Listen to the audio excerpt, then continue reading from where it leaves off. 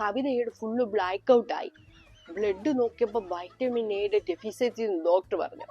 കവിതയ്ക്ക് ഫാമിലി ഡോക്ടറൊക്കെ ഉണ്ട്. കവിതയുടെ ഫാമിലി ഡോക്ടർ പറഞ്ഞു പേരയ്ക്ക നിറയെ തിന്നോണമെന്ന് പറഞ്ഞു. അപ്പം വൈറ്റമിൻ എ ഒക്കെ ഒത്തിരി വന്നോളൂ എന്ന് പറഞ്ഞേ.